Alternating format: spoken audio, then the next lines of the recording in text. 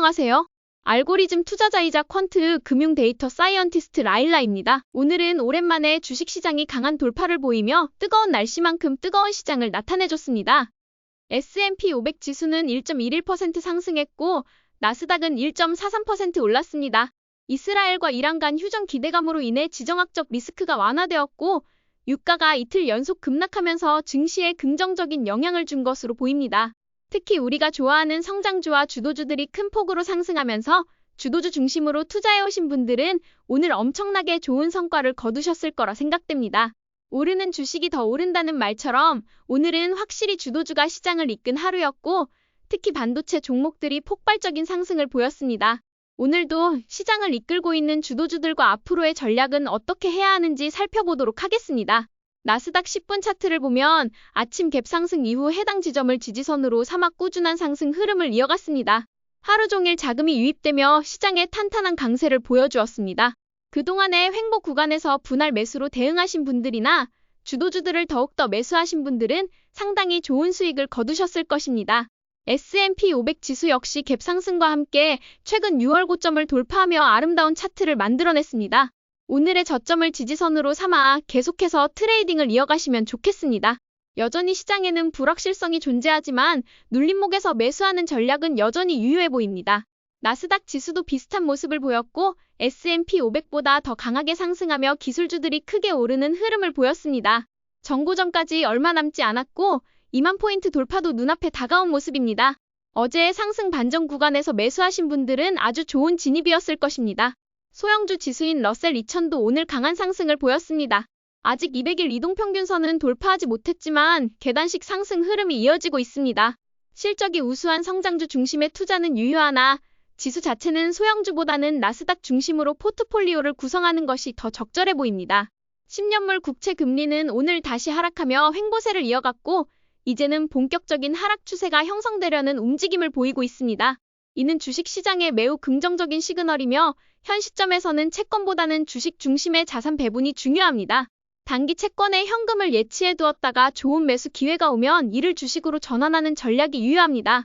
금은 4월부터 성장주가 상승하기 시작한 이후 횡보세를 보이고 있지만 장기 상승 추세가 무너졌다는 신호는 아직 없습니다. 5월 중순에 저점을 지지하면서 조금씩 분할 매수하는 전략은 여전히 유효합니다. 다만 현재 주식시장의 기회가 워낙 많기 때문에 금에 굳이 비중을 두지 않아도 될 것 같습니다. 비트코인 역시 어제 50일 이동평균선을 지지받고 상승세를 이어갔습니다. 단기 상승 추세가 지속되고 있지만 여전히 높은 변동성이 존재하기 때문에 트레이더들을 계속 흔들 것으로 보입니다. 그러나 장기 상승 추세가 유지되는 한 보유 관점은 여전히 적절하다고 판단됩니다. 공포 탐욕 지수는 현재 56으로 탐욕 영역에 머물고 있습니다. 과열 상태는 아니며 여전히 보유 전략이 유효합니다. 극심한 탐욕 수준까지는 아직 여유가 있고 많은 분들이 지금 너무 오른 것 아니냐라고 생각하시겠지만 실적을 보면 꼭 그렇지만은 않습니다. 지금 오르고 있는 주식들은 대부분 실적이 뒷받침되는 종목들입니다. 따라서 테마주보다는 실적 기반의 주도주 위주로 투자하시는 것이 좋겠습니다. 이제 빅테크 친구들을 살펴보도록 하겠습니다. 먼저 팔란티어는 135달러 밑으로 내려가기 전까지는 굳이 걱정할 필요는 없어 보입니다. 지금은 상승을 즐기는 것이 중요하며 여전히 눌림목이나 지지를 시험할 때 추가 매수가 적절해 보입니다. 넷플릭스는 오늘 또다시 전고점을 돌파했습니다. 역시나 상승을 즐기는 것이 매우 중요하며 더 가는 주식이 더 간다는 시장의 진리를 다시 한번 보여주고 있습니다. 넷플릭스는 계속해서 보유 관점이 유효합니다. 마이크로소프트 역시 꾸준히 상승을 이어가고 있습니다. 그렇기 때문에 10일 이동평균선 근처에서의 눌림목 매수가 매우 적절해 보이며 실적 발표 전까지는 상승세가 계속될 가능성이 높다고 판단됩니다. 오늘 장중 브로드컴은 역대의 전고점을 다시 한번 돌파하며 상승 추세를 이어가고 있습니다. 그동안 쉬어갈 때 잘 모아갔던 것이 효과적이었고 이제부터는 다시 상승을 즐길 시점으로 보입니다. 메타도 오늘 다시 한번 700달러 돌파를 시도하며 상승 흐름을 이어갔습니다. 여전히 보유 관점이 적절하며 아직 전고점을 넘지 않았기 때문에 단기 이평선에서 눌릴 때마다 추가 매수가 유효해 보입니다. 엔비디아는 이제 마지막 2개의 저항선만 남겨두고 있습니다. 결국 이 저항선들을 돌파할 것으로 보이며 지금도 매수 전략이 적절하다고 판단됩니다. AI 최강 종목으로서 좀 더 길게 바라보는 전략이 필요합니다. 테슬라는 어제 큰 돌파 이후 오늘은 쉬어가는 흐름을 보였습니다. 어제의 돌파 수준을 유지하고 있기 때문에 여전히 보유가 적절해 보이며 당분간은 횡보할 가능성이 높지만 10일 이동평균선에 눌릴 때마다 분할 매수 전략이 유효해 보입니다. AMD는 최근 200일 이동평균선을 돌파했고 오늘도 다시 한번 돌파를 일으켰습니다. 지금 당장보다는 주요 이평선에서 쉬어갈 때마다 분할 매수하는 전략이 더 적절해 보입니다. 반도체 ETF인 SMH는 드디어 전고점을 돌파했습니다. 그동안 꾸준히 모아가셨다면 오늘의 돌파를 충분히 즐기셨을 것이라 생각됩니다.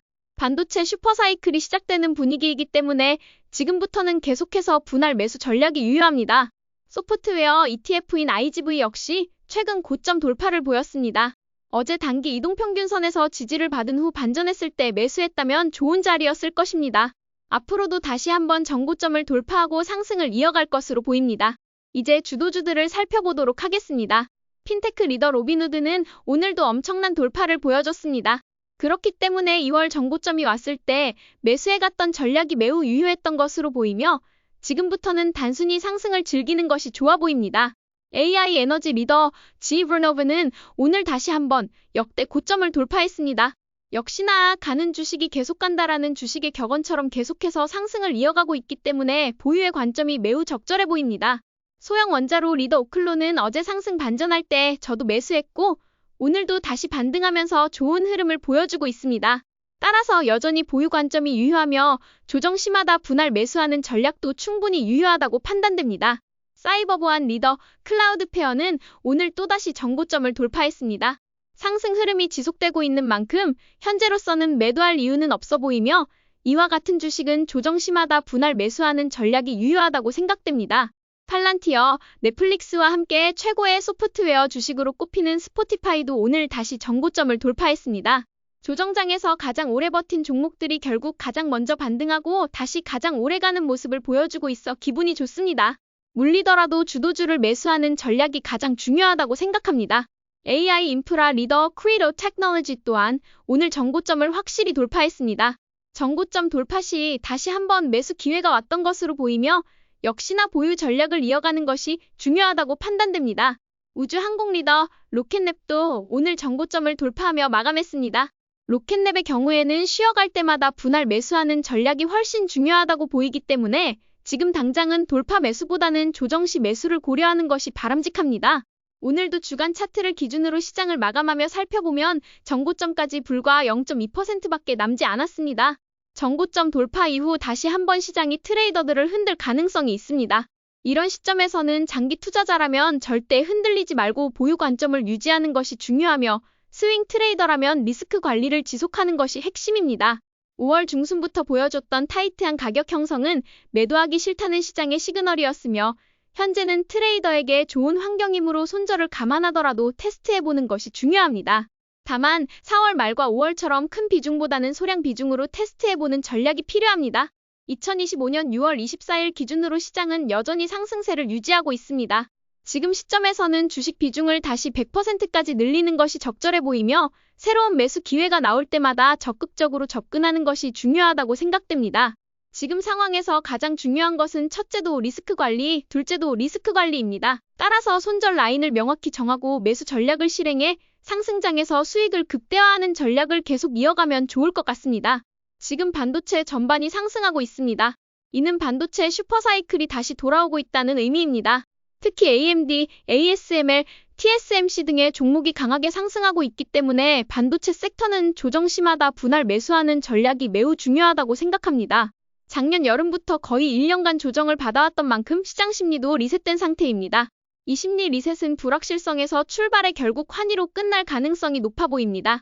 현재는 그 초기 단계에 있기 때문에 반도체 투자에 집중하는 것이 지금 가장 중요한 전략이라고 생각합니다. 오늘 같은 상승하는 날에 반드시 기억해야 할 점은 시장이 허락해줬기 때문에 우리가 돈을 버는 거지 우리가 잘나서 돈을 번 것이 아니란 것을 기억해야 합니다. 언제나 겸손한 마음으로 시장은 언제나 옳고 나는 틀렸다라는 마음가짐을 가지고 주식을 바라보셨으면 좋겠습니다. 오늘도 저희 전략이 재미있으셨다면 좋아요와 구독 버튼 눌러주세요.